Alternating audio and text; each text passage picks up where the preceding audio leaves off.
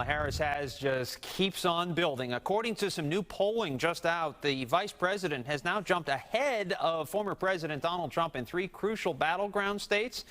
Richard Giacovis joins us now with more on that and what the candidates are up to on the campaign trail today. Hey, Richard. Hey, Robert. It's been nearly a month since Vice President Kamala Harris launched her campaign for president. And despite the convention still more than a week away, a new set of polls shows the closest race for president yet. Former President Donald Trump now behind Harris in 3 crucial states, a drastic change from a month ago, and a feat the vice president has been able to conquer in less than 4 weeks. As Vice President Kamala Harris and her VP pick, Minnesota Governor Tim Walz, head to Las Vegas to wrap up a 5-day swing through battleground states, momentum appears to be growing. From the beginning of June until the middle of July, the Trump campaign seemed unable to do anything wrong.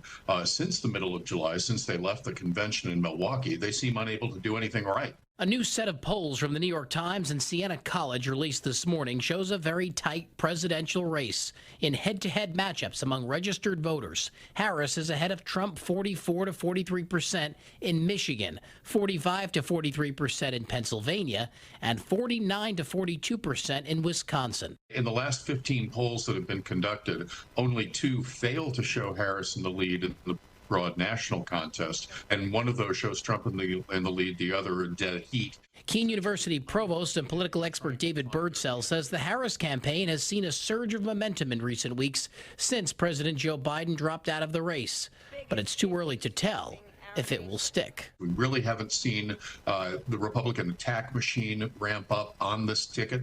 We know that it's coming. We know that they've tried some initial salvos. They really haven't coordinated that message, but they will. The Trump campaign's chief pollster called this latest set of polls dramatically understated, and that he believes they are part of a, quote, series of public surveys released with the clear intent and purpose of depressing support for President Trump. Now, before hitting Vegas tonight, the Harris campaign says that the vice president and her running mate drew a crowd of 15,000 in Arizona last night, the campaign's largest audience yet. Meanwhile, Trump is in Jackson Hole, Wyoming, and Aspen, Colorado today for 2 separate private fundraisers. Robert.